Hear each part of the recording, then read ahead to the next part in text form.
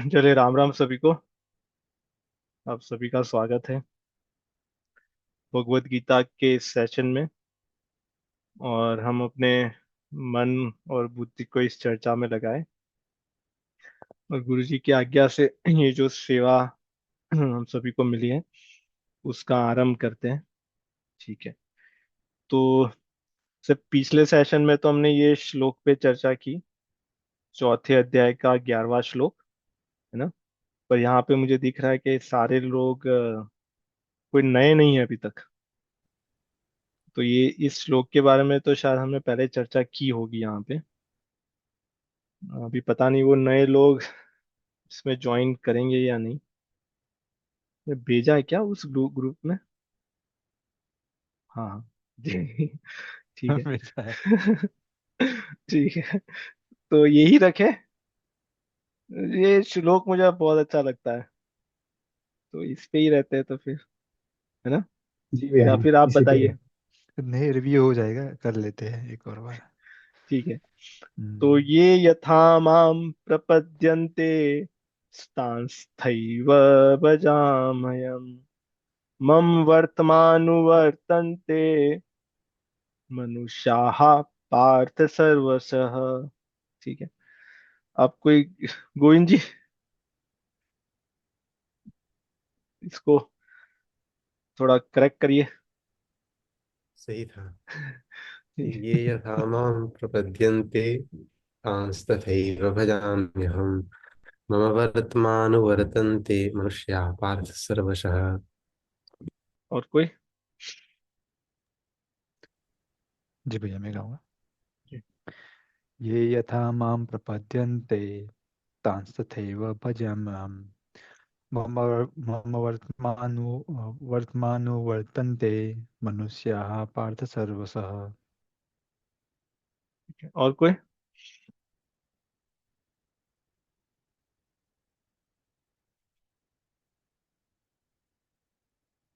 कोई नहीं? प्रियम जी।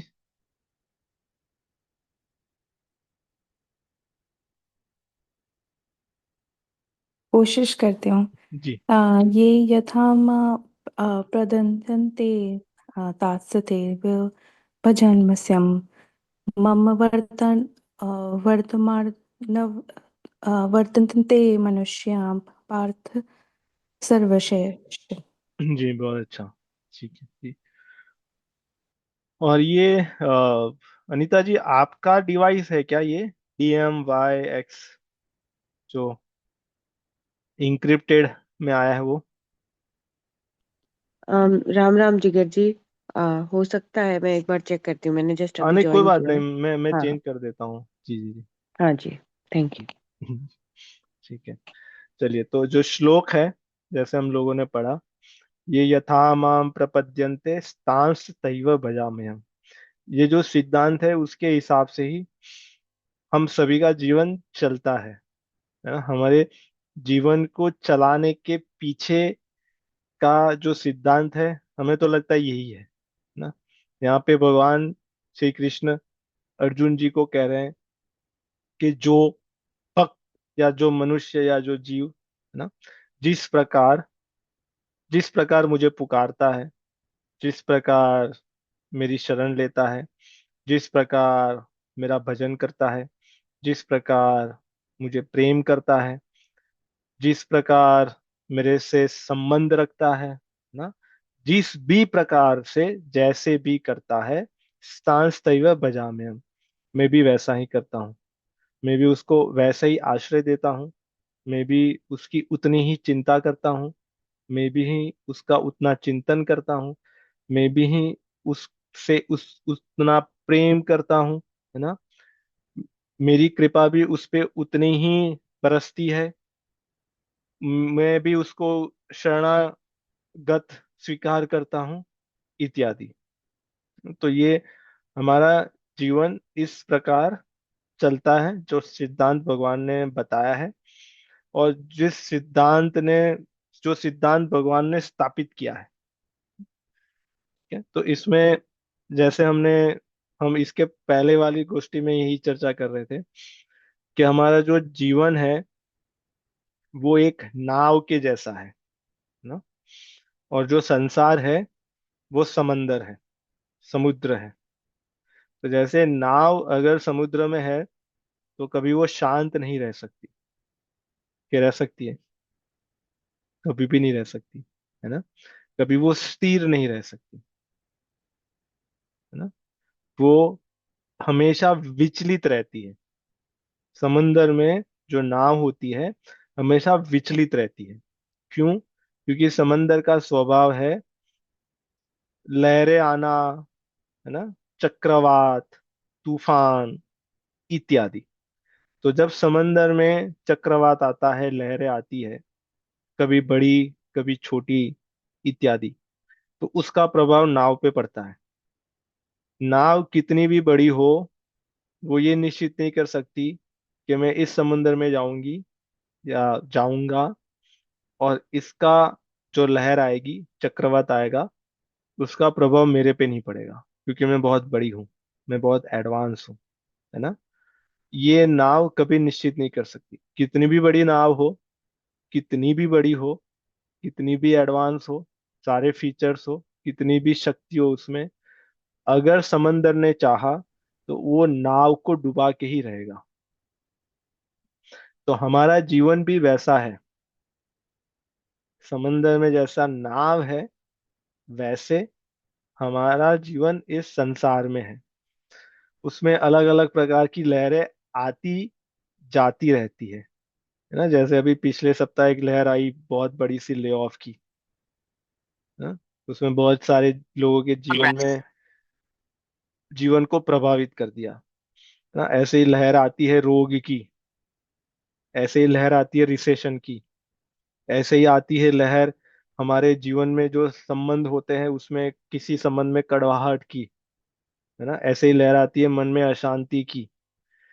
तो जैसे समंदर में लहरें उठती है और नाव को विचलित कर देती है, ऐसे ही हमारे जीवन में ऐसी लहरें आके हम हमको विचलित कर देती है, और इससे हम अशांत हो जाते हैं, अस्थिर हो जाते हैं, है ना।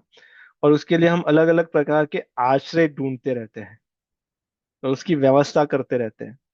कि हमारा आश्रय ऐसा होता है कि भाई हम ऐसी डिग्री कमा लेंगे जिसकी डिमांड बहुत है अभी, और उस आश्रय से, उस डिग्री के आश्रय से हमारा जो जीवन है वो स्थिर हो जाएगा, सुनिश्चित हो जाएगा, सर्टेन हो जाएगा। एक ऐसी आश रहती है ना। और उसके लिए फिर डिग्री के पीछे लग जाते हैं, और फिर वो डिग्री आती है, काम में आने लगती है, फिर कुछ समय आता है, फिर पता चलता है अरे ये डिग्री तो अभी आउट ऑफ डेट हो गई है, आउटडेटेड हो गई है, उसकी अभी इतनी डिमांड नहीं रही, है ना। जिस डिग्री को पाने के लिए बहुत बड़ी बड़ी लाइनें लगती थी एडमिशन के लिए, अभी वहां पे कोई नहीं जा रहा, है ना। तो हमने अपने जीवन को स्थिर बनाने के लिए जिसका आश्रय लिया था, वो आश्रय ही डूब गया। अगर कोई डूब रहा हो और डूबने वाला किसी और डूबने वाले का सहारा ले, तो क्या होगा? क्या होगा? डूबने वाला पहले डूबेगा या जो डुबाने वाला था वो पहले डूबेगा? कौन डूबेगा? या दोनों में से कोई बच जाएगा या दोनों डूबेंगे? है ना, दोनों डूब जाएंगे। दोनों डूबेंगे। दोनों डूबेंगे। जो डूब रहा है, अगर उसका आश्रय दूसरा डूबने वाला है, तो दोनों डूबेंगे। ऐसे हम मनुष्य, हमारे आश्रय वैसे होते हैं जो स्वयं भी डूब रहे हैं और हमें आज नहीं तो कल डुबा के ही छोड़ेंगे, अगर केवल हमारा आश्रय वो रहा तो।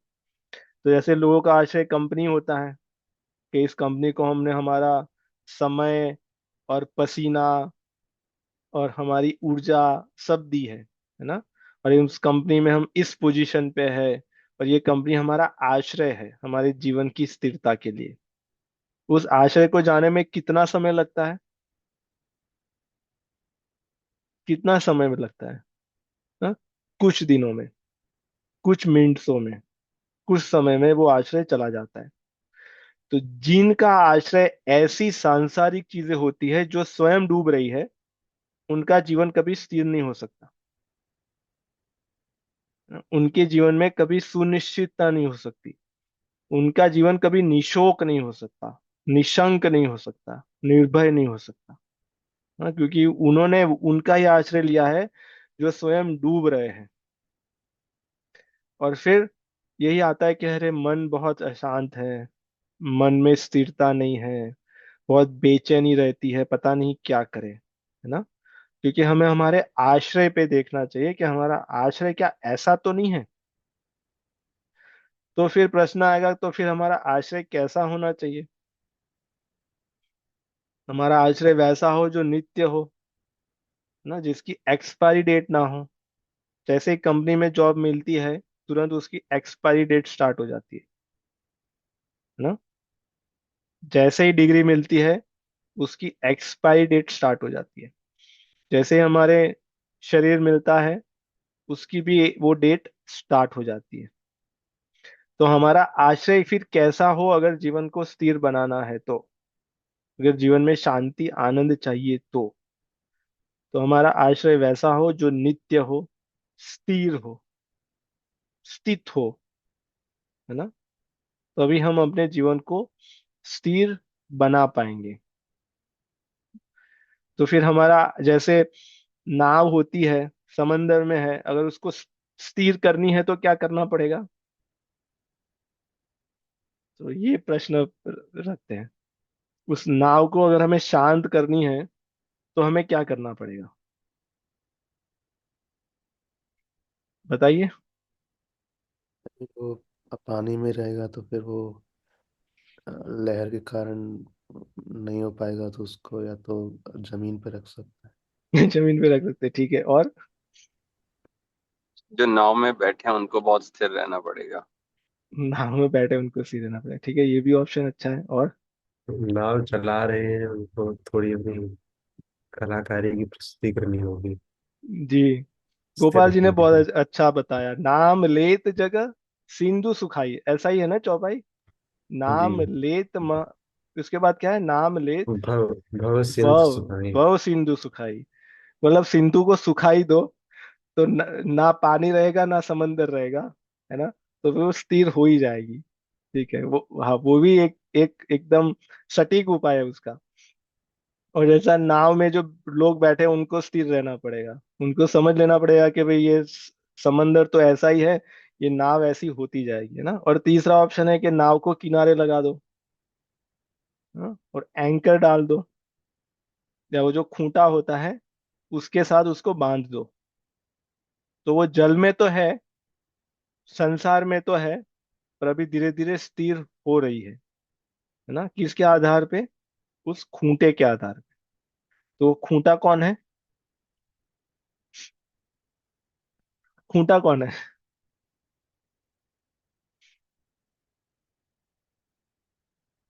हमारे अभी जो पीएचडी वाले हैं वो, उनके प्रश्न सूख गए।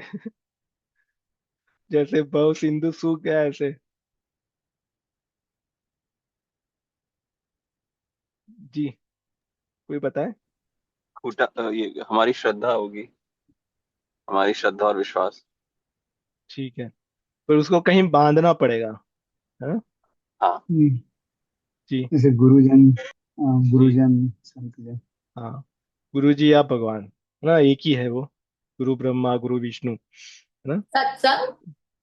जी, वो सब उसमें आ गया। है ना। तो उसके साथ हमने उस खूंटे के साथ बांध दिया। अभी बांधने के लिए हमें रस्सी चाहिए, है ना। खूंटा तो भगवान है, क्योंकि वो स्थिर है, वो नित्य है, वो अचल है, वो अटल है। तो अगर उनके साथ अगर हमारी नाव बंधी है तो वो नाव में उतनी हलन चलन नहीं होगी। हाँ, हो सकता है शुरू में बांधने के बाद भी स्वभावगत थोड़ी बहुत विचलितता होती रहे कुछ समय तक, पर वो भी धीरे धीरे धीरे शांत हो जाएगी, है ना। तो खूंटा तो वो है, पर जो रस्सी है, जैसे इन्होंने कहा, श्रद्धा विश्वास रूपी रस्सी से हमने उनके साथ अपने आप को बांध लिया, है ना। अभी ये जो बांधने की प्रक्रिया है वो कौन करता है? खूंटा नाव को बांधता है या नाव खूंटे को बांधती है? कौन किसको बांधेगा? ऊँटा का उपयोग करके ही हम नाव को एक तरफ ले आएंगे। जी, नहीं पर इनिशिएट कौन करेगा? ये बांधने की जो प्रक्रिया है वो नाव नाव वाले नाव वाले, करेंगे। है ना? नाव को खूंटे के साथ बांधना पड़ेगा। खूंटे को नाव का कोई प्रभाव नहीं है, क्योंकि हजारों नाव है, लाखों करोड़ों अनंत नाव है चल रही है ना? और खूंटा एक ही है। तो खूंटे को कोई प्रभाव नहीं पड़ रहा कि मेरे साथ कोई नाव नहीं बंधी, या करोड़ों नाव बंधी है, या अरबों नाव बंधी है ना? उसने अपने आप को कह दिया है कि जो मेरे से बांधेगा, बंध जाएगा, मैं उसको वैसे ही आश्रय दूंगा। सांस तैव भजाम्यहम्। तो जो प्रयास है, ये यथा माम प्रपद्यन्ते, प्रयास नाव करेगी, प्रयास जीव करता है ना? प्रयास हम करते हैं, साधक करते हैं, मनुष्य करते हैं। और प्रयास के लिए रस्सी चाहिए ना? वो रस्सी ही हमारा भगवान के साथ जो संबंध है, उस संबंध में जो विश्वास है, जो श्रद्धा है हमारी, है ना, वही रस्सी है।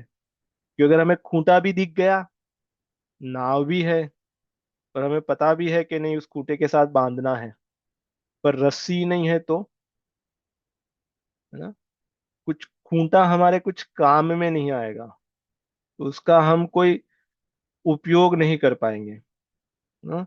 तो गुरु की कृपा से हमारे अंदर जो श्रद्धा विश्वास रूपी जो रस्सी है, उसको जब हम खूंटे के साथ बांधते हैं, तब फिर हमारा जीवन स्थिर हो जाता है, शांत हो जाता है ना? हमें लगता है यही ये यथा माम प्रपद्यन्ते सांस्थैव भजाम्यहम्। इसीलिए भगवान ने यहाँ पे ये यथा माम कहा, मतलब वो जिस प्रकार, है ना, शुरुआत वो करेंगे, इच्छा उनके अंदर आएगी पहले, है ना, प्रयास पुरुषार्थ उनका होगा, साधना वो आरंभ करेंगे, पर उससे उनका कल्याण नहीं होगा। कल्याण तब होगा, जीवन में स्थिरता तब आएगी जब तांस तैव भजा में, है ना? मैं तो यहाँ पे ये भी कह सकते थे, पहले अपने आप को रख सकते थे कि मैं उनका कर लेता हूँ, है ना?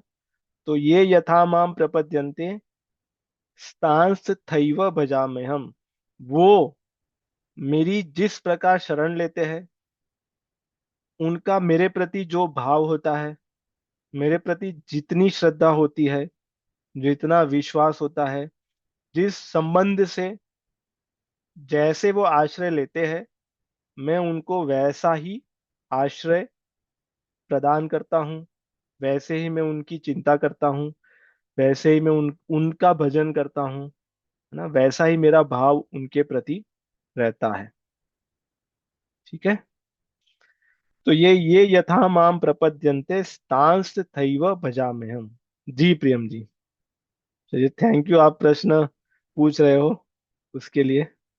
जी पूछिए। आप म्यूट हो प्रियम जी, या मेरा आवाज आ रहा है ना आप लोगों को? हाँ, जी। ठीक। हाँ जी, हाँ जी, तब आवाज आ तक तब तक मैं ही पूछ लूं क्या? जी पूछ लीजिए। जी। ये एक जगह तो भगवान ये भी कहते हैं कि हम, मतलब वो अपने लिए कहते हैं कि हम, मैं सब भूतों में समान दृष्टि रखता हूँ। जी तो यहाँ पर ये कह रहे हैं कि जो मेरे पास जितना आएगा उतना मैं उनके पास जाऊंगा। तो जी दोनों में कैसे समझे जी हाँ। सामंजस्य? जी बहुत गुड प्रश्न आपका। ठीक है, और प्रियम जी आपका हो गया? ठीक है। तो यहाँ पे जैसे हम ये भी सुनते हैं कि भगवान की कृपा, भगवान का प्रेम सब पे समान है ना? सब पे समान होते हुए भी हम उसका अनुभव नहीं कर पा रहे। तो भगवान की कृपा की जो वर्षा है, वो तो सब पे हो रही है ना? पर उसका अनुभव कब कर पाएंगे? जब ये यथामाम प्रपद्यन्ते होगा। जैसे जितनी कृपा भगवान ने गोस्वामी जी पे की उतनी कृपा हम पे भी है ना।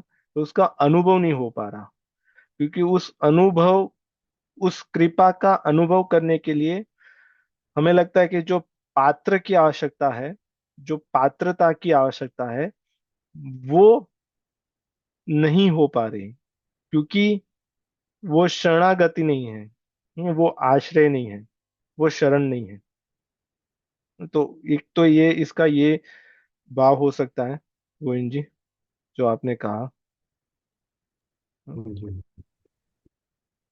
क्योंकि वो तो सर्वभूत हिते रता, उनके भक्तों के लिए भी ये भी यही कहते हैं कि वो भी सर्वभूत में उनके हित के लिए रत रहते हैं, है ना। तो अगर भगवान के भक्त भी ये करते हैं तो भगवान, है ना, वो तो जो भी करते हैं श्रेष्ठ करते हैं। तो वो भी सभी भूतों का हित हो उसके लिए प्रयत्नशील रहते हैं, उसके लिए वो सारी व्यवस्था करते हैं। पर जो जैसे आता है वो वैसे ही उसका हित करते हैं, है ना। जी प्रियम जी, आप कुछ कह रहे थे। हाँ जी, मेरे इंटरनेट चला गया था और मैं लॉग इसमें से मीटिंग लीव हो गई थी। मेरा प्रश्न ये है कि मुझे ये एनालॉजी थोड़ी समझ में नहीं आ रही है कि नाव और जब समुद्र है, क्योंकि अ, अगर हम वैसे समझ रहे हैं तो ठीक है, मतलब वैसे सब समझ में आ रहा है, पर जब हम नाव और समुद्र की बातें कर रहे हैं तो नाव चलाने वाले हम, क्या जो चला रहा है नाव, मतलब मैं खुद तो नाव नहीं चला सकती, बहुत सारे लोग हैं, एक कैप्टन है जो चला रहा है नाव। तो हम हाँ कैप्टन क्या गुरुजी मान सकते हैं कि वो ही हमें दिशा दिखा रहे हैं कि अपना मन स्थिर करो, अगर लहरें आएंगी तो कुछ पकड़ लो और कहीं बैठ जाओ। मतलब मुझे वो समझ में नहीं आ रहा ना, एंकर वाली जी। बात समझ आ रही है। हाँ, तो तो अगर आप उस। वो जो उदाहरण एग्जाम्पल था वो अलग था, है ना। वो अच्छा। उस परिप्रेक्ष्य में था, उस कंटेंस में था। अभी आपका जो ये उदाहरण है उसको भी हम उसको भी उस तरह से समझ सकते हैं। जैसे नाव है, समंदर है ना। और हमें ये सुना है कि इस भव सिंधु से हमें पार होना है, ये भव सागर है, इसमें से पार होना है। पर पार होने के लिए बीच में बहुत बड़ा समंदर है, और उसके लिए हमारे शास्त्र में बहुत अलग अलग बातें आई है। एक तो ये भी, जैसे गोपाल जी कह रहे थे, नाम लेत भव सिंधु सुखाही। भगवान का नाम जप करने से ये जो सिंधु है, समुद्र है, उसका पानी ही सूख जाएगा और आप आराम से पार हो जाएंगे। तो कोई लहरें ही नहीं रहेगी, है ना। तो फिर वो एक अलग अ, दृष्टांत हो गया समझने के लिए। अभी जो आपका जो दृष्टांत है, इसमें ये है कि भाई नहीं, सिंधु है, समुद्र है, लहरें आ रही है, जीवन में बहुत सारी चीजें ऊपर नीचे उतार चढ़ाव आ रहा है, और उस नाव को अभी, उस नाव में हम है। पहले का जो उदाहरण था उसमें हम ही नाव थे, है ना। अभी इस नाव रूपी ठीक। जो जीवन है उसमें हम बैठे हैं, और हमारे जैसे बहुत सारे लोग हैं जो सेम नाव पे सवार है, और उसके जो कर्णधार है वो गुरु है। गुरु कर्णधार क्यों है? क्योंकि उनको पता है कि इस भव समुद्र से कैसे पार जा सकते हैं ना। उनको दिशा पता है, उनको ये पता है कि कब स्पीड बढ़ानी चाहिए, कब कम करनी चाहिए, कब थोड़ा रुक जाना चाहिए क्योंकि लहरें आ रही है ना। कैसे नेविगेट करके यहाँ से निकलना है, वो गुरु को पता है।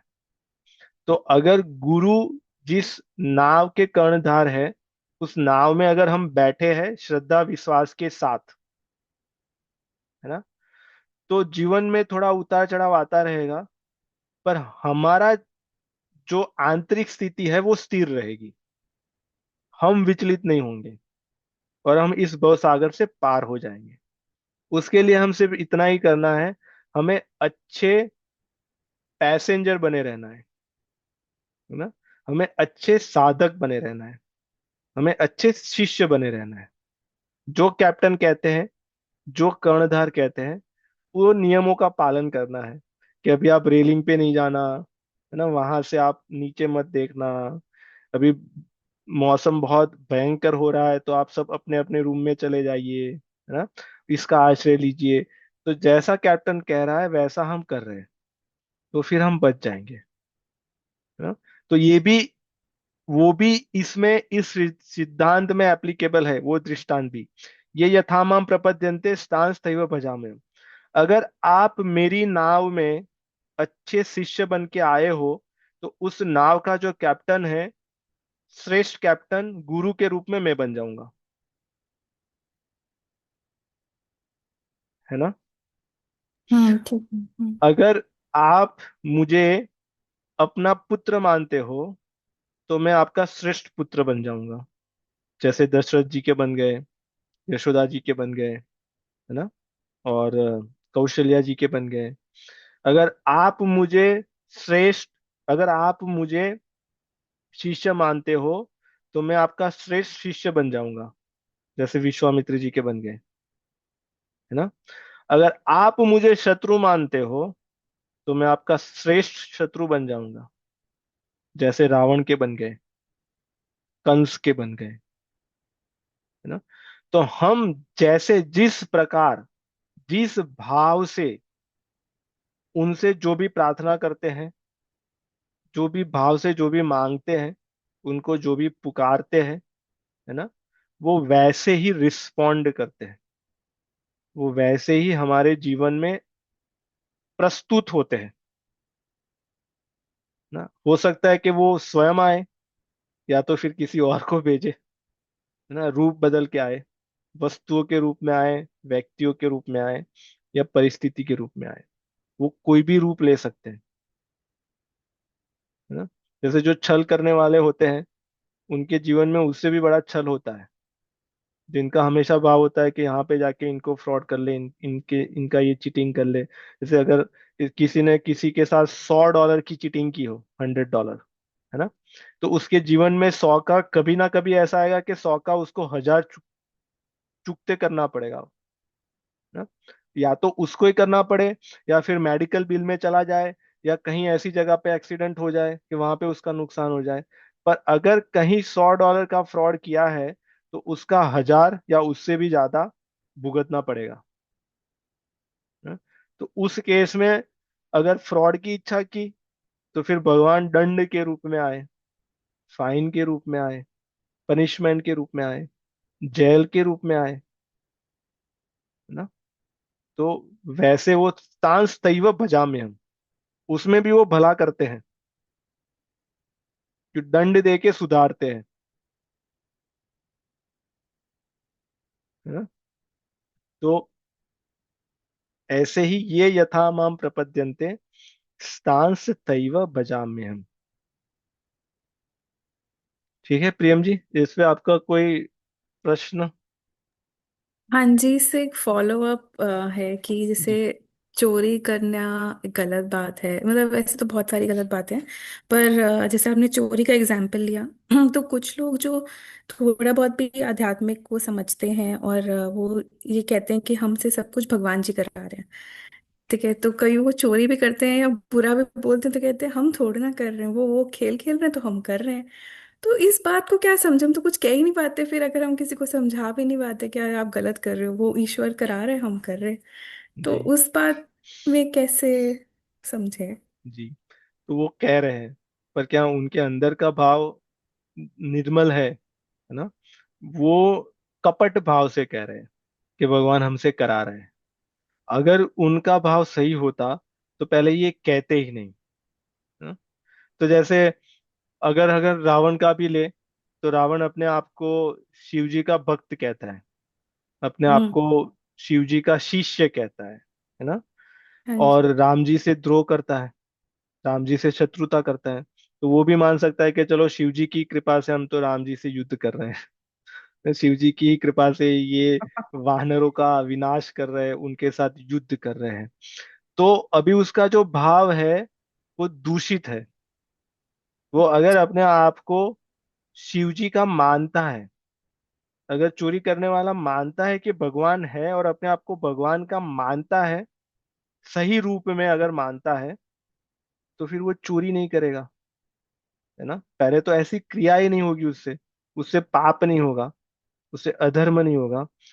अगर रावण अपने आप को शिव जी का शिष्य मानता, तो उसको पता ही चलता कि मेरे जो गुरु हैं उनका स्वभाव क्या है, उनको क्या अच्छा लगता है, क्या नहीं अच्छा लगता, उनके आराध्य कौन है, वो किनका नाम जप करते हैं। अगर अपने आप को सबसे बड़ा शिष्य मानता तो उसको ये सब पता होना चाहिए था। तो फिर उसको वो भी पता चलता, अरे ये तो राम राम ही जपते हैं, इनके आराध्य तो यही है जिनके साथ में युद्ध करने जा रहा हूँ। तो फिर वो युद्ध ही नहीं करता, वो शत्रुता का भाव ही उसका उसका मिट जाता है ना। और जो उपासना शिव जी की करता था, है ना, वो ही निर्मल भाव में उपासना राम जी की करता वो। तो वो कहता है कि भगवान करा रहे हैं, पर वो सिर्फ कहता ही है, उसके पीछे का कोई भाव नहीं है, वो बस वो कहने वाली बातें हैं ना।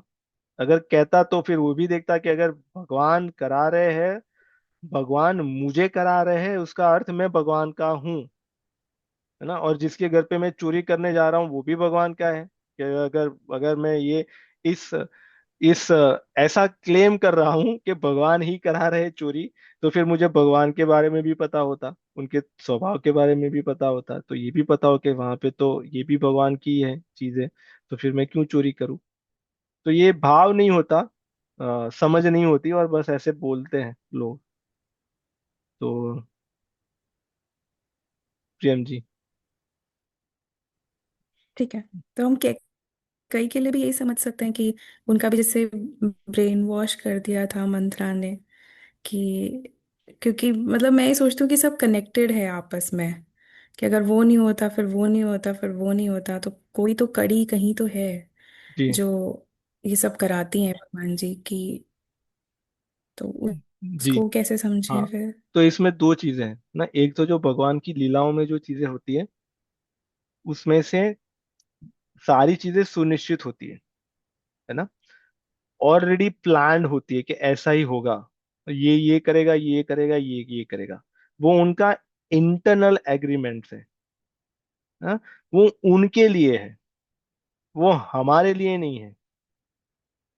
हमें तो, अगर हम ऐसा मानेंगे कि, और ऐसा ही सोचेंगे, अरे कई कई जी तो, वो तो मतलब रावण तो भगवान का द्वारपाल था, और ये तो भगवान की लीला है, रावण बुरा नहीं था, वो तो भगवान ने उसको वो रोल दिया इसलिए किया, है ना।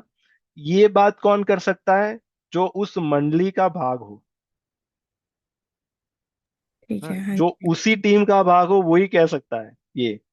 जो बाहर बैठे हैं, वो, उनको इसमें से सीखने के लिए है लीला, है कि रावण ने ऐसा किया, इससे हमें ये सीखना चाहिए कि हमें ये अधर्म नहीं करना चाहिए, पाप नहीं करना चाहिए, इत्यादि।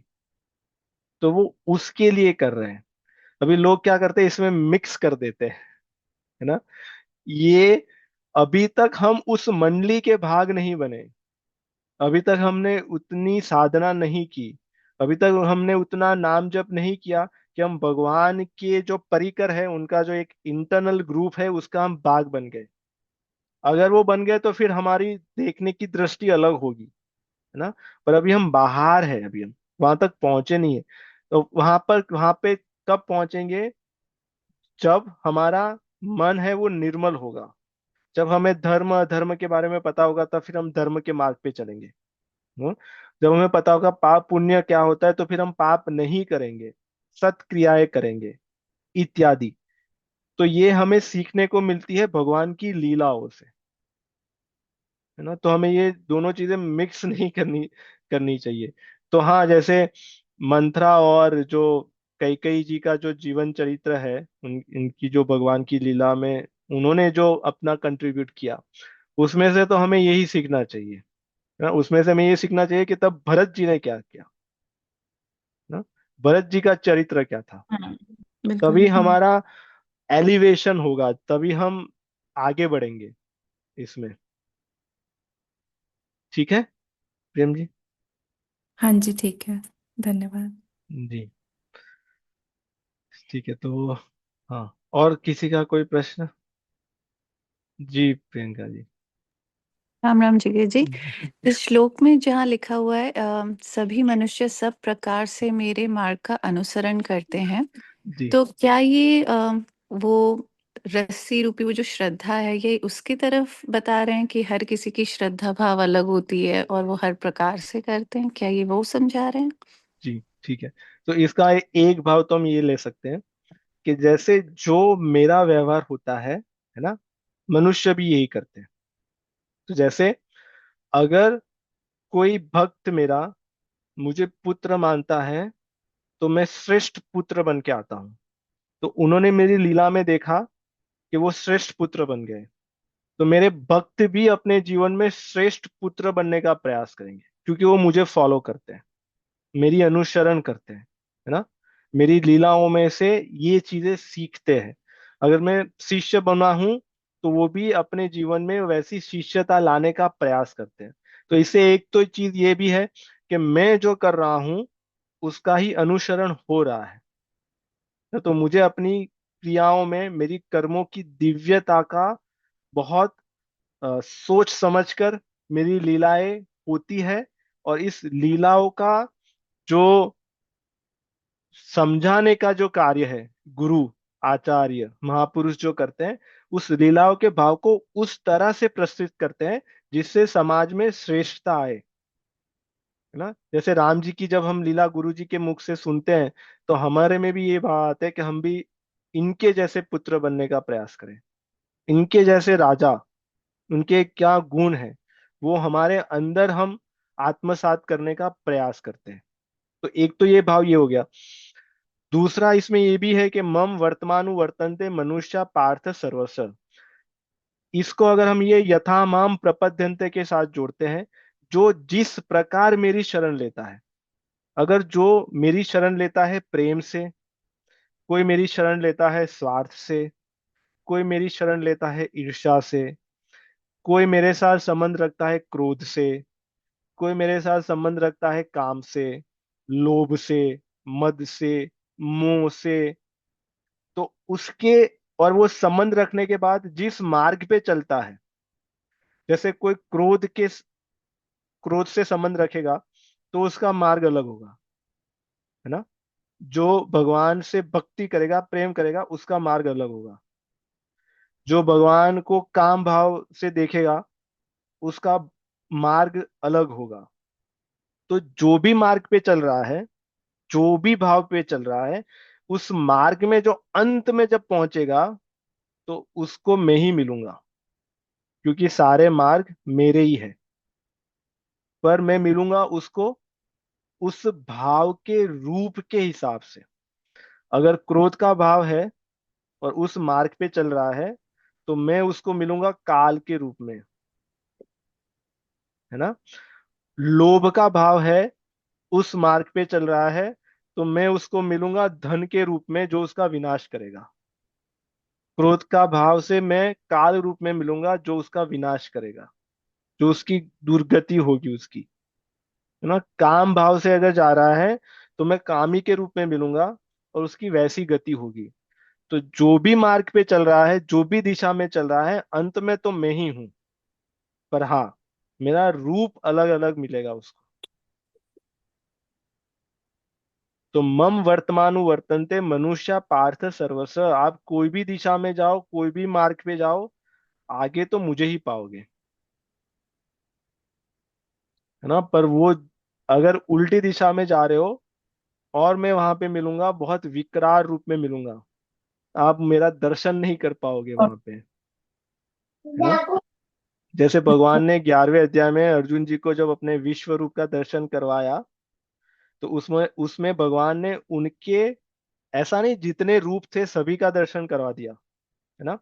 पर भगवान ने उसमें अर्जुन जी को अपना जो सौम्य रूप है उसका भी दर्शन करवाया, उनका जो वीर रूप है उसका भी दर्शन कराया, जो काल रूप है उसका भी दर्शन कराया, है ना। तो ये सारे मेरे रूप है। और जो मुझे जैसे बजते हैं, जैसे दुर्योधन ने मुझे ईर्ष्या भाव से बजा, मेरी निंदा करता था, है ना, क्रोध भाव से बजा, तो तू देख अभी मैं उसको खा रहा हूं, है ना, वो मेरे दांत में फंसा है। तो उस भगवान ने किसको खाया? भगवान के काल रूप ने दुर्योधन को खाया, क्योंकि दुर्योधन का मार्ग वो था, कि उसका भाव वो था। पर जो भगवान के भक्त होते हैं, जो भगवान को प्रेम करते हैं, वो उनका मार्ग अलग होता है, और जो भगवान के रूप की प्राप्ति होती है वो अलग होती है। तो ऐसे मम वर्तमानु वर्तन्ते मनुष्य पार्थ सर्वस्व, सारे प्रकार से, जो भी प्रकार से आ रहा है, ईर्ष्या से आ रहा है, लोभ से आ रहा है, काम से आ रहा है, क्रोध से आ रहा है, निंदा से आ रहा है, शत्रुता से आ रहा है, वो आएगा तो यहाँ पे, पर मेरा दर्शन नहीं कर पाएगा, क्योंकि बहुत विकराल रूप में मैं उसको मिलूंगा। इसको ऐसे जोड़ सकते हैं प्रियंका जी। ये ठीक है या? हाँ नहीं, अच्छे से बताया जी जगह भाई। मुझे तो ये लग रहा है फिर मतलब कॉन्स्टेंटली आपको अपने को, पहले मैं सोच रही थी कि हमारे में तो बहुत वृत्तियां हैं, कभी आप क्रोधित होते हो, कभी आप लोभी होते हो, कभी आप सुखी दुखी, ये सब चलता रहता है। बट आई थिंक अल्टीमेटली फिर ये इसी तरफ हिंट कर रहा है कि आपको अपने को इतना क्लीन करना है कि आप में सिर्फ सात्विक भाव हो, ताकि वही उन्हीं भावों से आप भगवान को प्राप्त कर सके या मिल सके। जी। और उसमें प्रधानता क्या है ना? जैसे क्रोध आता है, ठीक है, काम, लोभ, मद, मोह सब आता है, पर प्रधानता क्या है ना? जैसे जो रावण था, दुर्योधन दुर्योधन था, वो 24/7 क्रोधित नहीं रहते होंगे, है हम्म। ना? कोई भी नहीं रह सकता, है ना? हम्म। उसमें भी कुछ सौम्य भाव, शालीन वाले भाव आ जाते होंगे, है ना? पर उसके चिंतन में वो चल रहा है, प्रधानता उसकी वो है, मेजोरिटी टाइम वो वैसे रहता है, ईर्ष्या में रहता है, किसी की कपट कर ले, छल कर ले, ये कर ले, वो कर ले, तो वो प्रधानता उसकी वो है। तो उसका स्वभाव वैसा बन गया, वही भाव, है ना? हम्म। वही भाव देखने में आएगा कि चलो तप कर रहा है, कितना शांत दिख रहा है रावण, है ना? पर उसका हम्म। स्वभाव नहीं बदला, उसका स्वभाव तो वही है। और उसके सामने जो भगवान के भक्त होते हैं, कभी कभी लगता है कि क्रोधित हो गए, है ना? क्रोधित हम्म। दिख रहे हैं कुछ समय के लिए, है ना? पर भाव उनका क्रोध का नहीं है, उनका स्वभाव जो है वो क्रोध का नहीं है, उनका स्वभाव प्रेम का है। तो ये दो चीजें कभी कभी हम चूक कर जाते हैं। और हाँ, तो हम अपना भी देखें कि हाँ, क्रोध आ रहा है, ठीक है, क्योंकि भगवान ने संसार ही ऐसा बनाया है, ये सारे भाव है, क्रोध भी आ रहा है, काम भी आ रहा है, लोभ भी आ रहा है, लाभ, सब सारी चीजें आ रही है ना? पर वो आने के बाद भी, जैसे वो समंदर का एग्जांपल हमारा चल रहा था, समंदर में ये सारी लहरें आ रही है, काम की लहर आई, क्रोध की आई, ये सब आ जाने के बाद भी हम अपने आप को स्थिर रखने का कितना प्रयास कर रहे हैं, है ना? उससे भगवान हम्म। प्रसन्न होते हैं कि भाई हाँ, ये क्रोध की लहर आई, पर इसने अपने आप को बहुत संभालने का प्रयास किया, चलो तो इसको पास कर देते हैं, है ना? ये क्रोध के साथ बह नहीं गए, जैसे दुर्योधन बह गया, और वैसे वो बह गया, है ना?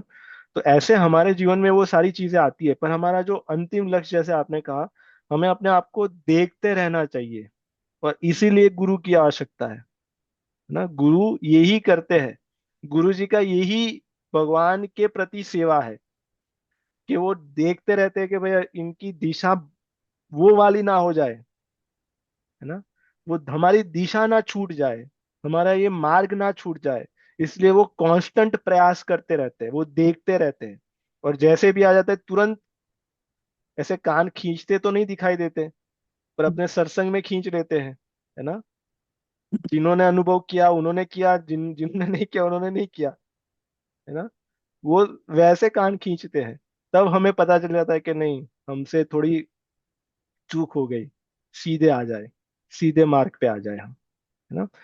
तो वैसे और ऐसे ही इनका यही लक्ष्य रहता है कि भगवान की प्राप्ति कब होगी? निर्मल मन जन सो मोहि पावा, है ना? मुझे कौन पाएगा? जिसका मन निर्मल हो जाएगा, जिसके मन में ये जितनी भी लहरें है, विकार है, दोष है, ये सारे जब दुष्ट निकल जाएंगे, शुद्ध हो जाएंगे, है ना? मोह ही कपट छल छिद्र न पावा, कपट, छल और जो छिद्र जो भरा है मन में, जिससे हमारे भाव दूषित हो रहे हैं, वो जब चले जाएंगे, तब मेरी प्राप्ति होगी। तो ये निर्मल मन हमारा कौन करेगा? कैसे होगा? है ना? इसीलिए सत्संग की आवश्यकता है। इसीलिए गुरु की आवश्यकता है, क्योंकि भगवान ने तो बता दिया कि भाई मेरा ये सिद्धांत है, ऐसी पूरी व्यवस्था हमने कर रखी है। जितने भी मार्ग दिख रहे हैं, सारे मार्ग पे मैं ही आगे बैठा हूं, पर अलग अलग रूपों में बैठा हूं ना। और अर्जुन जी को जब भगवान ने विश्व रूप का दर्शन करवाया, तब अर्जुन जी डर गए, वहां पे वो भयभीत हो गए। उन्होंने कहा कि नहीं, मुझे ये नहीं आप जो पहले जो थे वही आप मुझे बताइए, दिखाइए, दर्शन कराइए, है ना। तो अगर अर्जुन जी भयभीत हो गए, जो इतने बड़े योद्धा है, इतने महापुरुष है, तो फिर हम में क्या वो सामर्थ्य है कि भगवान के उस रूप का दर्शन कर सके, काल महाकाल, है ना। नहीं। हम्म, तो जी, तो वैसे अगर जी, आपका यही प्रश्न था ना, या आपका हाँ, रह गया क्या? नहीं यही था। तो उससे एक बस फॉलो अप था, पता नहीं शायद वो इलस्ट्रेशन में सही बैठे। जो पहला वाला आपने एग्जांपल दिया था कि हम नाव हैं और खूंटी है और हमें अपनी रस्सी वहां लगानी है, तो क्या रस्सी एक ही टाइप की होती है, और क्या रस्सी होती है या नहीं होती है, या रस्सी बनाई भी जा सकती है? जी, ठीक है। तो हो सकता है कि रस्सी अलग अलग प्रकार की हो, है ना।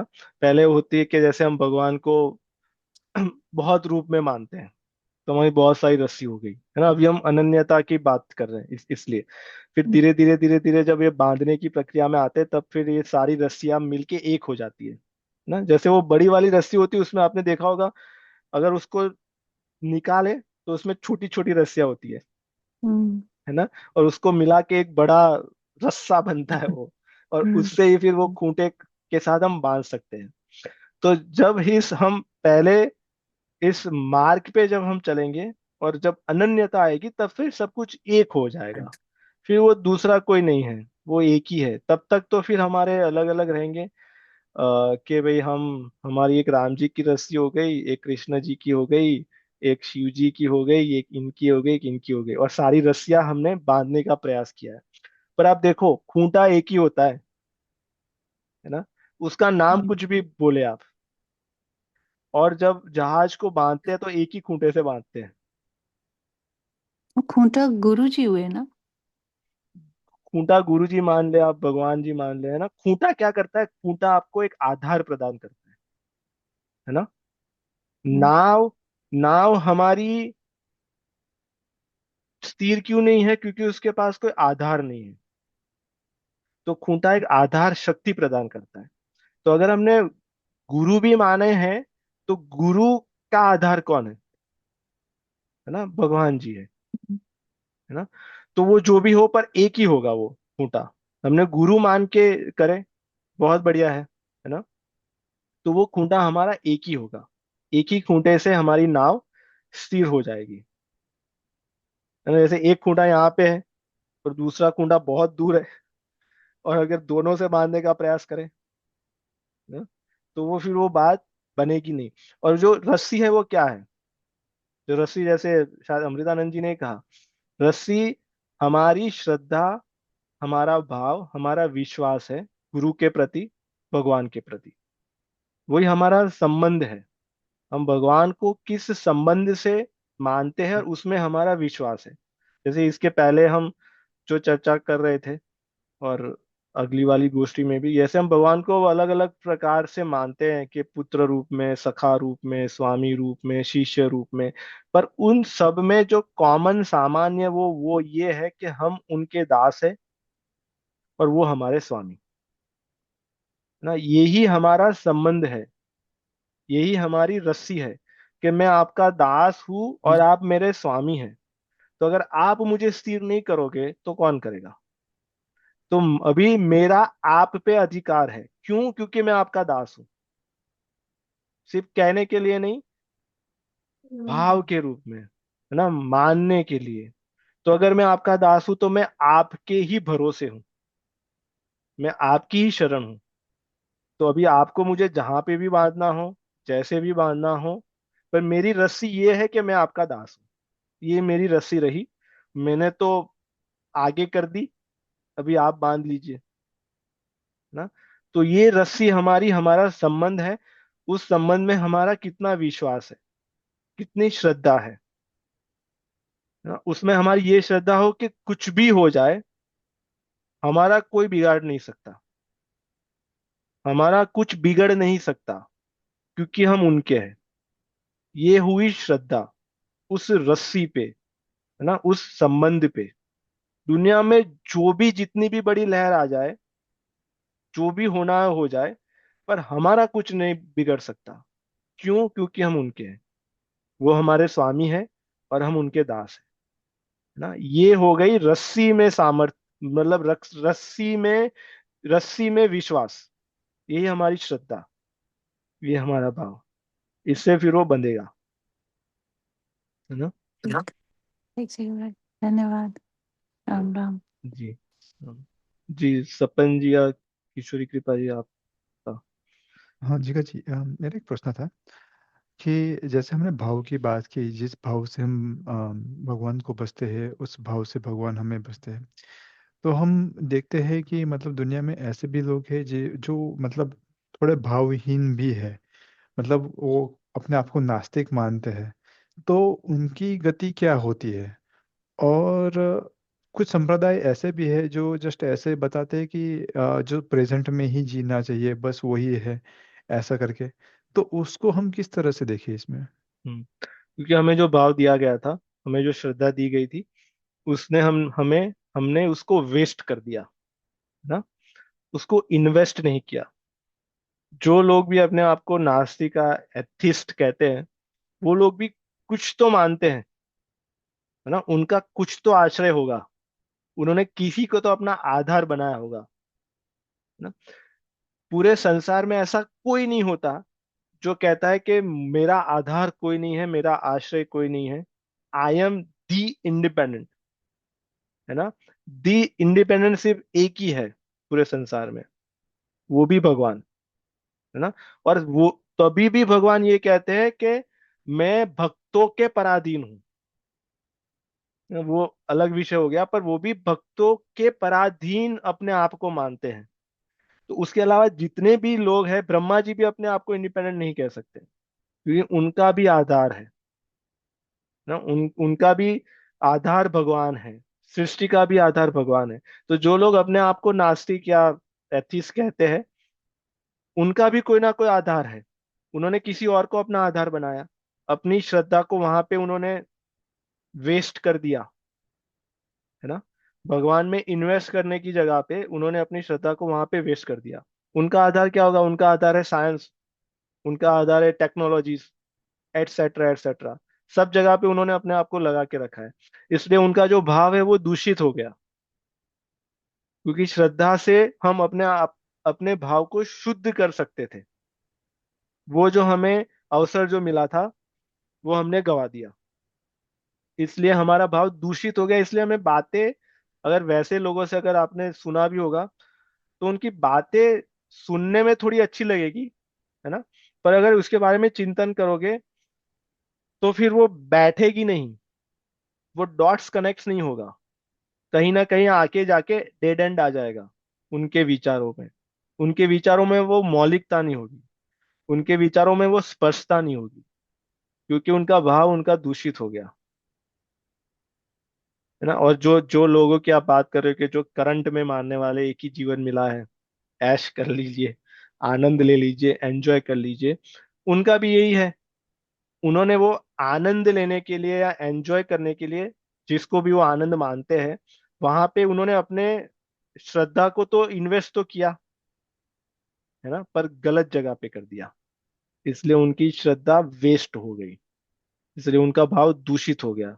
इसलिए वो कभी यहाँ यहाँ भागते हैं कि भाई चलो अभी साइंस ये कह रहा है कि अभी हमें घी नहीं खाना चाहिए, तो हमने घी बंद कर दिया, एग्जाम्पल के लिए। और फिर साइंस 20 वर्ष के बाद कहेगा नहीं घी अच्छा है, घी खाना चाहिए, तो अभी घी खाने लगे, है ना।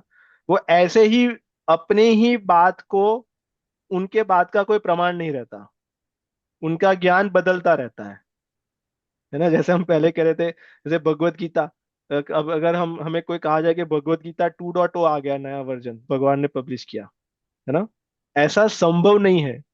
भगवत गीता 2.0 नहीं हो सकती। ये जो ज्ञान यहाँ पे लिखा है, ये यथा माम प्रपद्यन्ते स्तांस तैव भजाम्यहम्, ये ऐसा ही होगा, ऐसा ही रहेगा, कोई कुछ भी कर ले, ये ज्ञान परिवर्तित नहीं होगा। इसलिए जो भक्त होते हैं उनके विचारों में स्पष्टता होती है।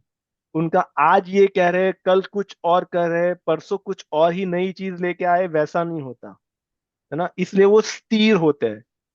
जो संसार में वर्तमान को मानने वाले, सिर्फ केवल साइंस को मानने वाले, ऐसा नहीं साइंस गलत है, पर सिर्फ केवल, है ना, ओनली वन एंड ओनली, सिर्फ टेक्नोलॉजी को ही मानने वाले, इनको ही मानने वाले, उनका अगर आप देखोगे तो उनका स्टेटमेंट चेंज होता रहता है। आज ये कह रहे, कल वो कह रहे, पहले अर्थ फ्लैट था, फिर पता चला नहीं फ्लैट नहीं है, गोलाकार है ना, फिर पता चला नहीं गोलाकार नहीं है, अंडाकार है ना। तो उनका चेंज होता रहता है। पहले बस ऐसे ही हो गया, फिर नहीं बिग बैंग आया, फिर ये आया वो आया। तो उनका ज्ञान कांस्टेंट नहीं है ना, वेरिएबल है, ज्ञान वेरिएबल नहीं होता। हम्म? तो क्योंकि उनका जो श्रद्धा है उन्होंने गलत जगह पे वो स्कीम में या स्कैम में उन्होंने वेस्ट कर दी, तो भी कुछ रहा नहीं, इसलिए उनका भाव दूषित हो गया। तो इस पे एक ये फॉलो अप में ऐसा सोच रहा था कि मतलब ये जो ज्ञान जिसकी जो बात कर रहे हैं हम यहाँ पे, जो लोग इस ज्ञान को मानते हैं, मेडिकल साइंस है, फिजिक्स केमिस्ट्री जो भी है उस साइंस को मानते हैं, वो भी मतलब किसी के पास वो ज्ञान था तो वो भी किसी शक्ति को, एनर्जी को कुछ मानता था, कुछ तो मतलब उसका धारणा रही होगी, तब जी जाके उसने कुछ वो ज्ञान को बढ़ा हाँ पाया, अदरवाइज तो वो भी बढ़ नहीं पाता ना। जी। तो जो संसारिक जो ज्ञान, ये सारे संसारिक ज्ञान है, वो ऐसा नहीं गलत है, पर उसको ही केवल अल्टीमेट मानना, है ना, वो गलत है। जैसे हमारे सिटी में, और जैसे इंडिया की बात करें यहाँ का, तो मुझे इतना नहीं पता, जैसे मेयर होते हैं, है ना, अगर हम केवल मेयर को ही माने, मेयर से बड़ा कोई हो ही नहीं सकता ना, ये गलत है। हम मान रहे हैं कि मेयर है, पर उसके साथ हम ये भी मान रहे हैं कि इस देश में सबसे बड़े प्रेसिडेंट है। तो फिर बात बन रही है। अगर हम भगवान को मान रहे हैं, सबसे बड़े वही है, उनसे बड़ा कोई नहीं हो सकता, और उसके साथ साथ फिर मानिए साइंस को माने, फिजिक्स को माने, केमिस्ट्री को माने, मैथ को माने, सबको माने, हम्म, पर सबसे बड़े वो है, सबसे बड़े वो है, वो मैं मान रहा हूं। उसके अलावा ये सारे सब सेकेंडरी हो गए। केवल टेक्नोलॉजी ही मेरा जीवन सुधार देगी, केवल एआई से मेरा कल्याण हो जाएगा, ये गलत है। केवल पैसों से मेरा कल्याण हो जाएगा, ये गलत है ना। ये जो भाव है, यही दूषित भाव है। ये हमें सही मार्ग पे लगने नहीं देगा, है ना। और ये हमने देखा होगा आसपास और सभी जगह पे, उनको लगता है कि भाई हाँ, हमारे जीवन में तो सब कुछ, हमें किसी की आवश्यकता नहीं है, क्योंकि उन्होंने केवल पैसे को ही अपना मान रखा है ना। पर जब पैसा अपना आश्रय ले लेता है, जब पैसा डूब जाता है स्वयं, है ना, जैसे हम लोग और पूरी दुनिया या खास करके अमेरिका डॉलर को ही अपना आश्रय मान के बैठे हैं, क्योंकि डॉलर की वैल्यू ज्यादा है। क्या ये डॉलर की वैल्यू हमेशा ऐसे ही रहेगी? क्या कहीं गारंटी कोई दे सकता है ना। जब डॉलर डीवैल्यूड होगा तो फिर क्या होगा? जिनके आश्रय डॉलर थे, डॉलर डूबा, वो भी डूबे ना। तो केवल पैसों को अपना आश्रय मानना, ये गलत है ना। भगवान ने पैसे दिए हैं जीवन को सुव्यवस्थित करने के लिए, सेवा करने के लिए, तो उसका उपयोग करना ये सही है। तो वैसे तो आपका यही भाव था सपन जी, या इसमें कुछ रह गया क्या? या हाँ, मेरा भाव मतलब ऐसा था कि मतलब दो अलग अलग क्वेश्चन थे यहाँ पे। मतलब एक तो मैं बता रहा था कि जो बौद्ध धर्म में मानते हैं कि जो है वो वर्तमान ही है, मतलब वो ऐसा मान के चलते हैं। और दूसरी तरफ में ये जो अभी अपना जो क्वेश्चन है उसमें ऐसा मान रहा था कि जो नहीं मानता है, जो नास्तिक है, पर वो जो साइंस टेक्नोलॉजी को मानता है, पर जो जिसने साइंस टेक्नोलॉजी में जितना एडवांसमेंट किया है, जो साइंटिस्ट हो गए, राइट, उन्होंने भी मतलब कहीं ना कहीं तो भगवान को माना होगा, उनको भी जो एनर्जी आई होगी कहीं से भी, जो मतलब बोलता है मैंने जो धारणा की होगी कहीं से, जी। उन्होंने हाँ तो भगवान को माना था ना, तो मतलब वो ऐसा हो गया है कि वो, हम बोलते हैं दासानुदास, मतलब वो दासानुदास तरफ लग जी। रहे हैं ऐसे, पर वो मानते नहीं है, ऐसा है। हाँ, इसमें दूसरा ये भी है कि इसमें से ऐसा नहीं कि सारे जितने वैज्ञानिक हो गए उन्होंने भगवान को भगवान के रूप में माना, है ना। यहाँ पे अगर उन्होंने भगवान को उतना प्रतिशत ही माना, क्योंकि उनको यही था कि भाई ये जो फिजिक्स है ना, वो ही भगवान है, उन्होंने वैसा मान लिया। तो उन्होंने ये यथामाम प्रपद्यन्ते, फिजिक्स का वैसा आश्रय लिया, और उसके बाद उन्होंने अपनी सेवा मेहनत प्रयास किया। स्तांस तैव भजाम्यहम्, हम, तो भगवान उनके मन में, बुद्धि में फिजिक्स के रूप में आके बस गए। पर क्या भगवान फिजिक्स के जितने नियम है उतने ही हैं? नहीं। तो भगवान का जो स्वभाव है पूरा, वो वहां पे उन्होंने वो मिस कर दिया, ना। वो जो मक्खन है, मक्खन नहीं मिला उनको, छाछ मिल गई उनको, और छाछ को ही लेके वो खुश हो गए। और फिर उनका ही फॉलो करने वाले, हाँ चलो हम तो इनको ही सबसे बड़ा मानते हैं, क्योंकि उन्होंने ये फिजिक्स के 3-4 नियम बनाए, उससे हमारे जीवन में ये डिवाइस आ गया, वो टेक्नोलॉजी आ गई, वो आ गई, और फिर हम उनको ही मानेंगे, है ना। तो ये हमारी चतुराई तो नहीं कह सकते, ये हमारी मूर्खता ही कह सकते हैं, कि हमारे पास मतलब इतना कुछ था और हमने इतना ही उसमें से लिया, अपने आप को सीमित अपने आप को सीमित कर दिया। हम्म, जी। और हमारे बहुत सारे वैज्ञानिक हो गए जो भारत भूमि से थे, जिनको हम ऋषि कहते हैं, है ना। उन्होंने भगवान को ही माना, और उनकी कृपा से जो ज्ञान अर्जित हुआ उन्होंने सबको दिया, पर उन्होंने भगवान को नहीं छोड़ा। तो होता तो सब वही देने वाले हैं, हम जैसे जिस प्रकार से मानेंगे वो वैसे। जैसे लोग सक्सेस के पीछे भागते हैं, उसके लिए मेहनत करते हैं, तो सक्सेस, जिसको भी वो सक्सेस मानते हैं, उनके जीवन में आता है, तो वो देने वाले कौन है, ना। वो भगवान ही है, पर जिस रूप से उन्होंने माना, सक्सेस वैसी रूप में आएगा, कुछ समय में चला जाएगा, क्योंकि उन्होंने सक्सेस को वैसा माना। तो हाँ, आपका एकदम करंट टाइम को लेके जो जो चल रहा है उसको था। जी, अमृतानंद जी, आप कुछ पूछ रहे हैं क्या? हाँ जी, राम राम। जी। मेरा भी ऐसा ही प्रश्न था कि जो नहीं मानते हैं, उस उनमें उनका कर्म प्रधान होता है या मानना प्रधान होता है? अगर वो कर्म से सब अच्छा कर रहे हैं जी। और उनका ये लाइफ में, जैसे कि मान लीजिए वो किसी और रिलीजन के ही हो, वो नास्तिक हो या किसी और रिलीजन को, बट कर्म में वो सेवा सेवा भाव में है, अभिमान नहीं करते हैं। जी। बट ऐसा नहीं, उनको ये इस मार्ग में या तो कारण नहीं मिला या तो नहीं मानते, जो भी उनका कारण है। जी। तो उनकी क्या गति होगी? क्योंकि कर्म तो सब अच्छा कर रहे हैं, और ये कर्म प्रधान माने या क्या माने इस चीज को? जी, पहले तो हमें ही ऐसा लगता है कि कोई भी नास्तिक नहीं होता, है ना। क्योंकि देखो, आस्तिक में आस्तिकता है ना। आस्तिकता का अर्थ है मैं जो किस मानता है, कुछ मानता है। नास्तिक होते वो कुछ ना कुछ तो मानते हैं।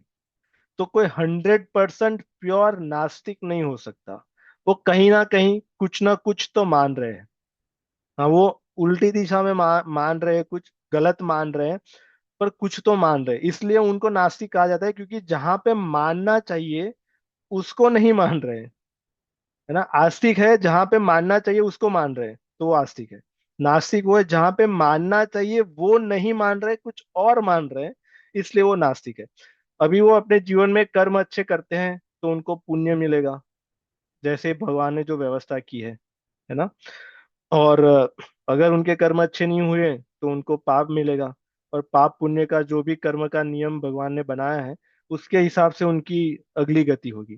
जैसे जो लोग वैदिक संस्कृति से नहीं आते, सनातन धर्म से नहीं आते, वो लोग स्वर्ग में मानते हैं, तो अपना जीवन, कुछ लोग उसमें से जीवन जीने का प्रयास करते हैं स्वर्ग में जाने के लिए।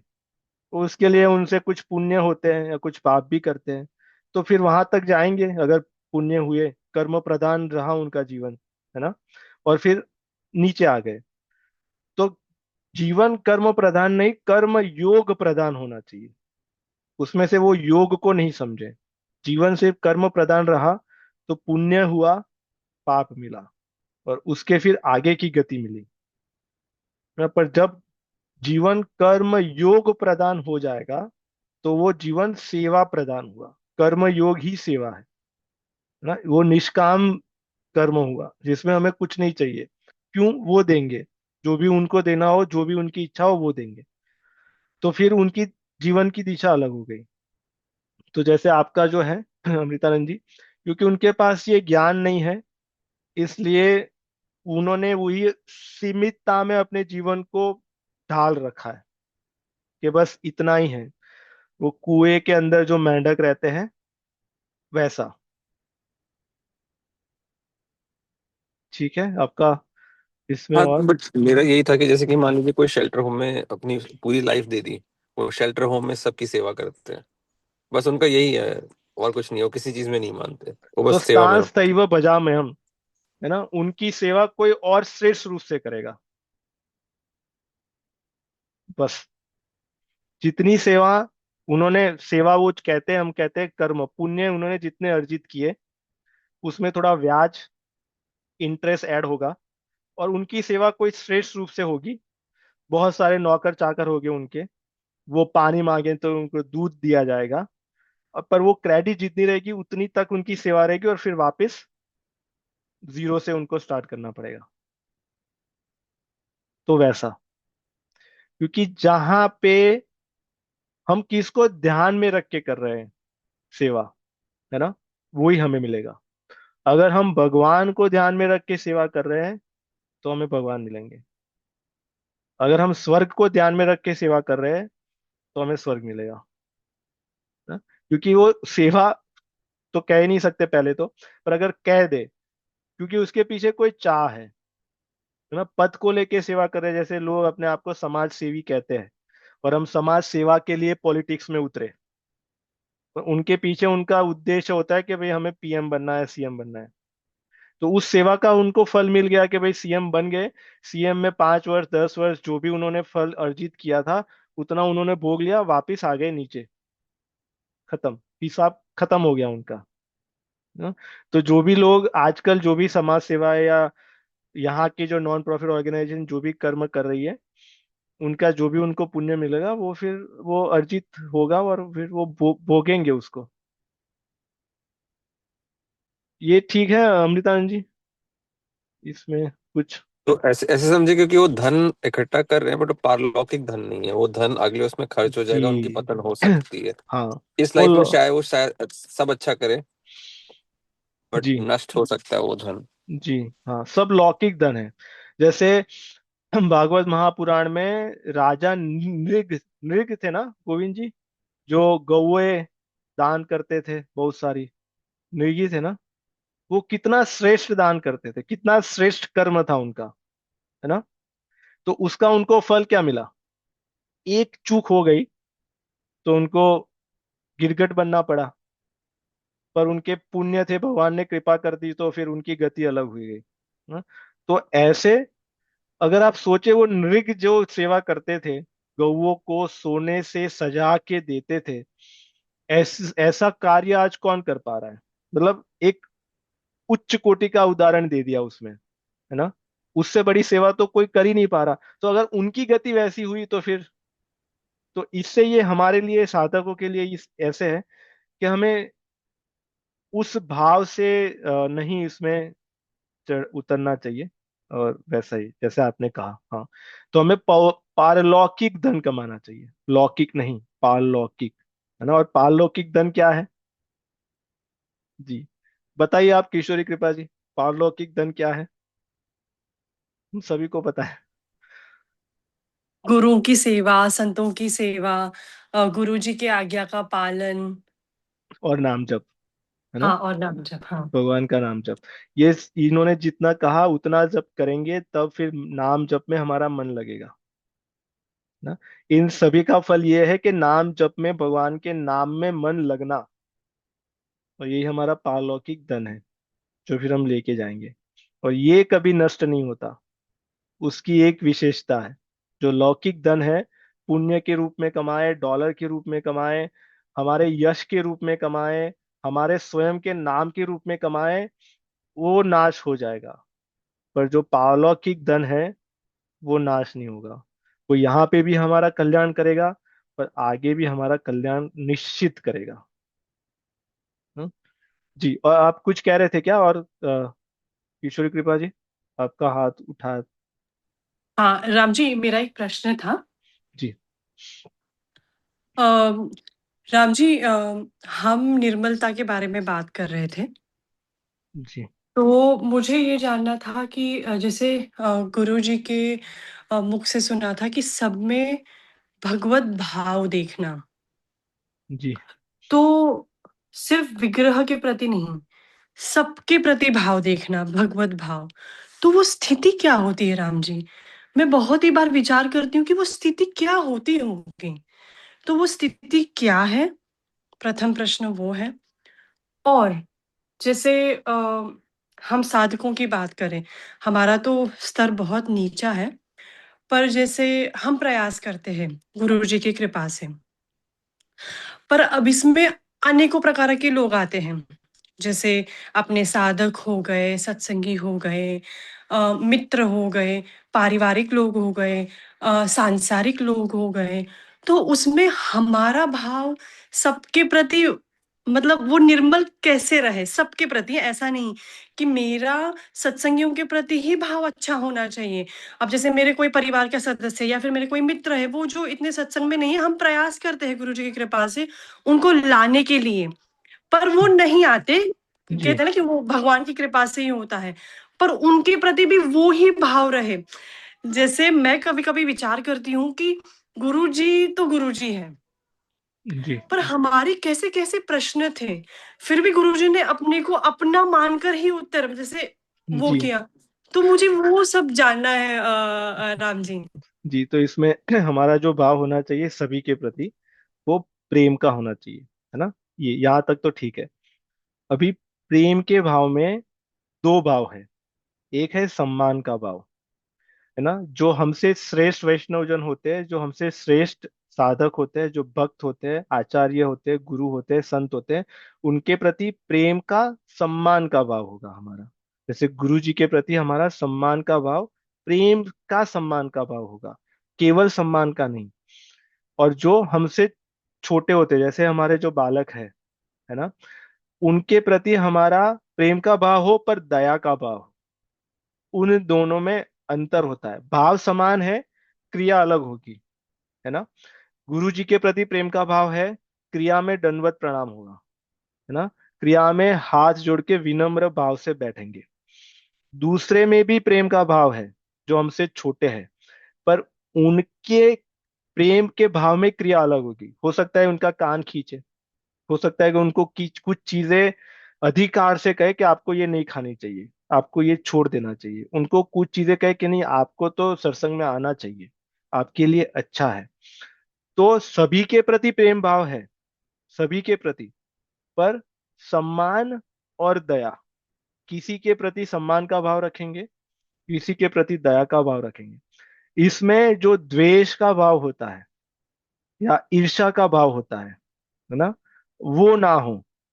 जैसे विभीषण जी के जीवन में अगर देखें, तो हनुमान जी आए, हनुमान जी के प्रति उनका सम्मान का भाव था, प्रेम का, सम्मान का भाव था, क्योंकि वो उनसे श्रेष्ठ है, वैष्णव जन, गुरु है उनके। रावण के प्रति द्वेष का भाव नहीं था, दया का भाव था, कि तू तो मुझे यहाँ से लात मार के निकाल रहा है, पर तेरा भी हित हो, है ना, तू, तेरा भी कल्याण हो। तू ये बात नहीं मान रहा, तुझे सत्संग के बारे में नहीं पता चल रहा, भगवान के नाम जप के बारे में नहीं पता चल रहा, पर तेरा भी हित हो। ये दया का भाव है ना? ये सिर्फ दो ही भाव। इसके अलावा वैष्णव या जो साधक होते हैं, उनको तीसरा भाव नहीं होना चाहिए। अगर वो किसी से विरोध भी करते नजर आ रहे हैं, तो उसमें भी उनकी दया है। विरोध का भाव ये है कि भाई चलो, किसी ने वैसी कोई पार्टी रखी और हमें इनवाइट किया, हम नहीं जा रहे, है ना? तो उनके प्रति द्वेष का भाव नहीं है, उनके प्रति दया का भाव है। तो अगर हम अपने आप को वैसे देखने का प्रयास करें, तो जो गुरु जी का जो कहने का तात्पर्य है, जो अर्थ है, कि हमें सब में भगवत भाव देखना चाहिए। क्योंकि ये जो करुणा का जो भाव है, वो भी भगवान का भाव है। सम्मान मान देने का, कि हम मान हम नहीं चाहते, हम मान दे रहे हैं। तो जो हमसे बड़े हैं उनको भी हम मान दे रहे हैं, छोटों को भी दे रहे हैं, पर उसके साथ उनके साथ दया का भाव है। हमसे जो बड़े होते हैं उनके प्रति हमारा दया का भाव नहीं होता, क्योंकि आवश्यकता नहीं है, क्योंकि वो हमसे बड़े हैं, है ना। पर जो छोटे होते हैं उनके प्रति हमारा करुणा का भाव होना चाहिए, दया का भाव होना चाहिए, कि इनके जीवन में भी भगवान आए, इनके जीवन में भी नाम जप आए, ये इतने इतने व्यथित रहते हैं, उनके मन में भी शांति आए, उनके भी सत्संग बढ़े।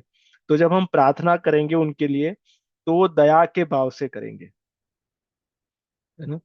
तो अगर हम वैसे देखें, तो हमें लगता है कि समाधान होगा इस बात का। ठीक है, किशोर कृपा जी, और कुछ इसमें आपका,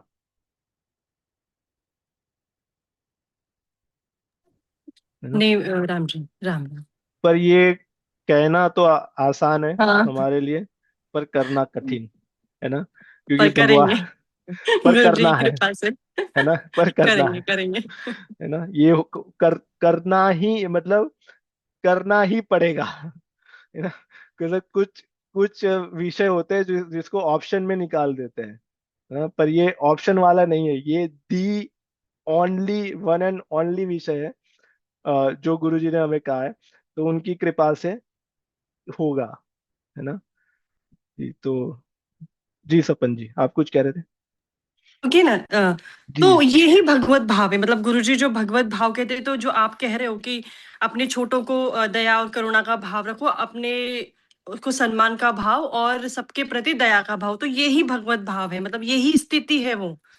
हमें यही लगता है, मतलब गुरु जी की कृपा से हमें यही समझ में आया, है ना। और फिर तीसरा एक हो सकता है कि हमारे जो समान है ना, उनके प्रति समानता का भाव रखें।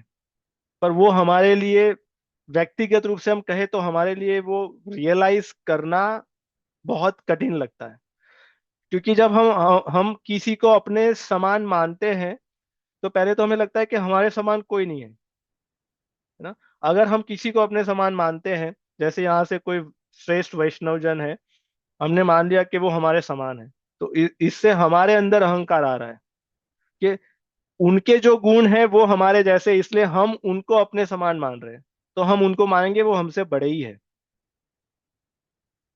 ना।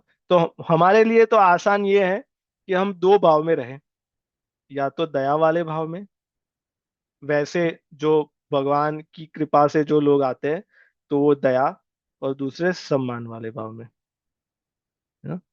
तो वो हमारे लिए थोड़ा समझने के लिए थोड़ा सरल है। तीसरे में बहुत कंफ्यूज हो जाते हैं कि इनको कहाँ पे रखा जाए। तो ये है, पर हाँ भगवान की कृपा से ये भी चीजें होगी आपकी जीवन में। पर मुझे तो दो भाव सरल लगते हैं। ठीक है जी राम जी, राम राम। जी जी सपन जी, अमृतन जी। हाँ, राम राम भैया। जी तो जो पिछला एक प्रश्न था जो अमृतानंद जी का कर्म के बारे में, बस उस पे इसके अनुसंधान में पूछना है मुझे, क्योंकि कुछ लोग होते हैं जो सिर्फ कर्म को मानते हैं। जैसे उन्होंने वो दिया था शेल्टर का एग्जाम्पल, मतलब सेवा करना। पर वो उनकी जो सेवा है वो बिना उद्देश्य की सेवा होती है। पर वो सेवा तो कर रहे हैं, मन से कर रहे हैं, पर निष्काम भाव से सेवा कर रहे हैं। तो यहाँ पे जो हम वो पारलौकिक धन की बात करते हैं वो उनको नहीं मिलेगा क्या? जी क्योंकि हाँ, बहुत उसके अच्छा प्रश्न उनके है उनका जी। उद्देश्य तो भगवान नहीं है। हाँ जी, जो कामना से सेवा कर रहा है उसके जीवन में पुण्य अर्जित होंगे, पुण्य का फल मिलेगा, है ना, स्वर्ग इत्यादि, भोग, ऐश्वर्य इत्यादि सारी चीजें मिलेगी। तो वो एक वो हो गया। दूसरा, जो सेवा कर रहे हैं पर उनका उद्देश्य ना भगवान है ना कुछ भी है, बस ऐसे ही सेवा कर रहे हैं, है ना। तो ये सारे जो पुण्य है वो इकट्ठा होंगे, और फिर उनके जीवन में अवसर आएगा, इस जन्म में या आगे वाले जन्म में, वहां पे उनको सत्संग का अवसर मिलेगा। यही भगवान की कृपा के रूप में अवतरित होगा। राम कृपा बिनु सुलभ न सोई, क्योंकि उनके इतने सारे पुण्य पुंज है, पुण्य पुंज बिनु मिला ही ना संता, है ना गोविंद जी। पुण्य पुंज बिनु मिला ही ना संता। तो वो जो पुण्य के जो पुंज इकट्ठा हुए हैं, जिसका उनको कोई फल नहीं मिला, क्योंकि उन्होंने नहीं मांगा था, उन्होंने बस ऐसे ही कर दिया था। तो वो सारा जब इकट्ठा हुआ तब संतों का समागम हो गया, सत्संग मिल गया। अब ये उनके लिए ये अवसर है, अभी उनको तय करना है कि इस अवसर को पकड़ के वो इस मार्ग पे आगे चले जाए या फिर अपने जीवन में मूव ऑन हो जाए, है ना। तो हमारे जीवन में भी जिन लोगों को सत्संग मिला, जिन्होंने नहीं मांगा था, है ना, वो कैसे मिला?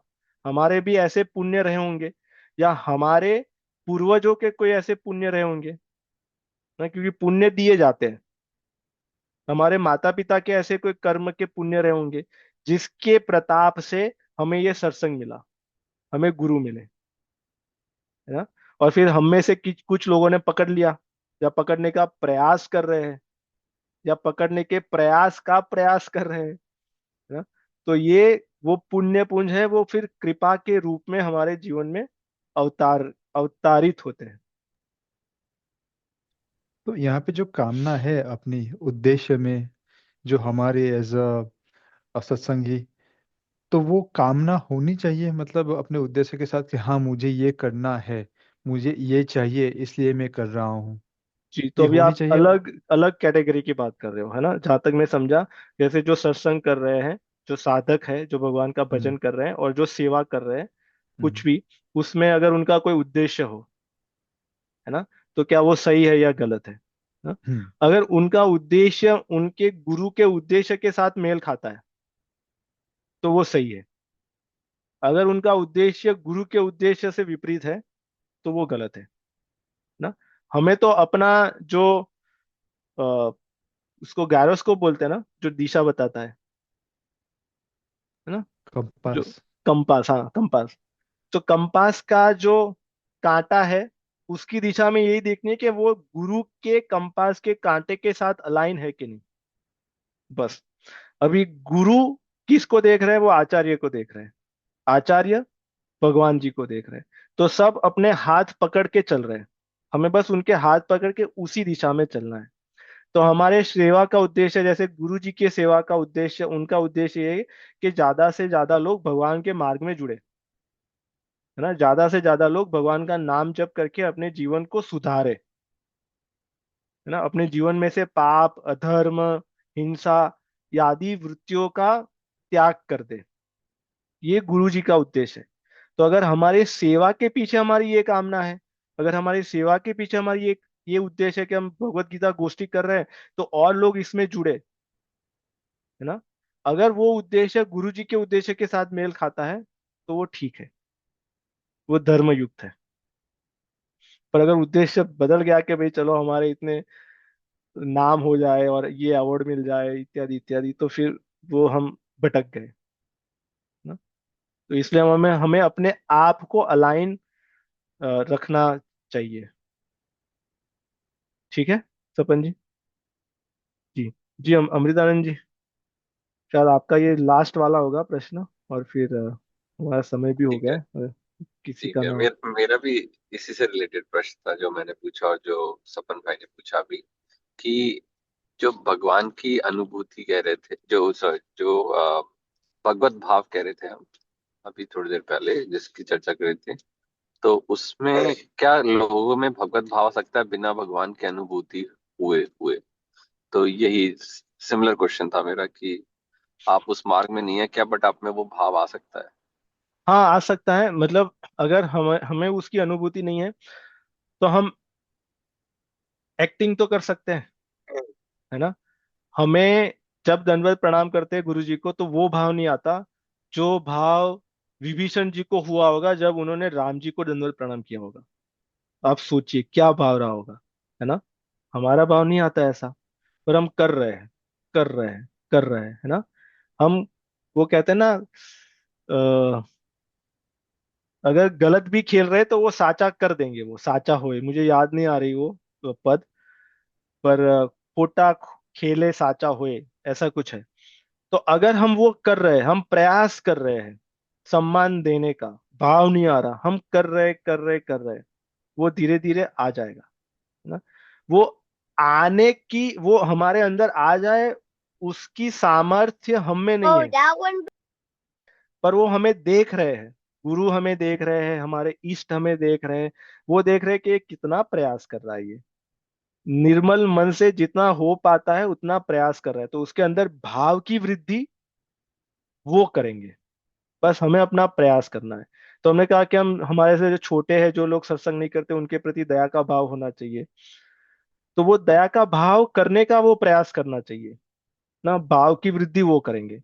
और जो बड़े हैं उनके प्रति सम्मान का भाव होना चाहिए, और सेवा का भाव सभी के प्रति, ना जो किशोर कृपा जी आपने जो पूछा था, सेवा का भाव सभी के प्रति, बड़ों के प्रति भी, छोटों के प्रति भी, क्योंकि वैष्णव सभी की सेवा करता है, गुरु की भी करता है, और जो संसारी जन होते हैं उनकी भी सेवा करता है ना। तो ये भाव तो नहीं अभी अनुभूति होगी, पर जैसे जैसे करते जाएंगे ऐसे, और जैसे जैसे भगवान की कथा वार्ता का, उनके गुणों का, उनके जो गुणों के अनुवाद है उनका श्रवण करते जाएंगे, वैसे वैसे वो श्रवण के माध्यम से हमारे हृदय के अंदर भाव के रूप में बैठ जाएंगे। और फिर भाव आएगा ना, फिर ऐसा भाव आएगा कि हम तो गुरु जी से मिले 2 सप्ताह हो गए, है ना, हमने अभी तक उनको प्रणाम नहीं किया, तब फिर वो भाव आएगा, है ना। जब हम वहां पे रहते हैं, जब प्रणाम करते हैं, तब भाव नहीं आएगा, पर कभी कभी ऐसे भाव आएगा कि उनको उनको उनके दर्शन किए 1 महीना हो गया, है ना, हमने क्या क्या मिस किया होगा सत्संग में, तो ये भाव फिर तब आएगा। ठीक है। हाँ जी, ठीक। और किसी का कुछ, पिंकी जी, साक्षी जी, जो लोग नहीं कुछ बोले, अद्वै नहीं भैया, सुन नीता रहे थे, भक्ति जी। बहुत अच्छी गोष्ठी हुई। प्रश्न नहीं है, लेकिन बहुत आनंद आया। जी, चलिए, गुरु जी की कृपा है। और जो लोग इस गोष्ठी में पहली बार जुड़े हैं उनके लिए ये सिर्फ 4 सेशन का ही नहीं था, हमारा ये हर शनिवार इसी टाइम पे ये होता रहेगा। और अगले शनिवार हम एक और श्लोक के साथ, अलग विषय के साथ चर्चा करेंगे, है ना। तो आप लोग चिंतन करिए, भगवान का नाम जप करिए, और सत्संग सुनते रहिए। जो गुरु जी का जो सत्संग होता है, इसके पहले वाली गोष्ठी में प्रश्न पूछा था किसी ने, वो प्रश्न हमें बहुत अच्छा लगा। तो आशीष जी ने प्रश्न पूछा था कि हम शनिवार को तो कर लेते हैं, पर उसके बाद फिर हमारा वीकडेज में सारा डिस्चार्ज हो जाता है, तो हम क्या करें, है ना। तो उनके लिए और सभी के लिए, हम सभी के लिए गुरु जी का जो सत्संग होता है वो हर रोज 20 मिनट, आधा घंटा, जितना भी समय हो वो निकाल के आप सुनिए। तो वो हमारे लिए मल्टी विटामिन है, उसका डोज हमें रोज मिलता जाएगा ना, तो फिर हम डिस्चार्ज नहीं होंगे। हम अपनी बैटरी को सत्संग से चार्ज करते रहिए, और भगवान का नाम जप करते रहिए ना, और हम सभी का कल्याण अवश्य होगा, ऐसा विश्वास रखिए। ठीक है। चलिए, राम राम सभी को, आप सभी से मिलते हैं जल्दी। राम राम। राम राम राम। राम। राम राम। राम राम। राम राम। राम राम। राम राम। राम राम।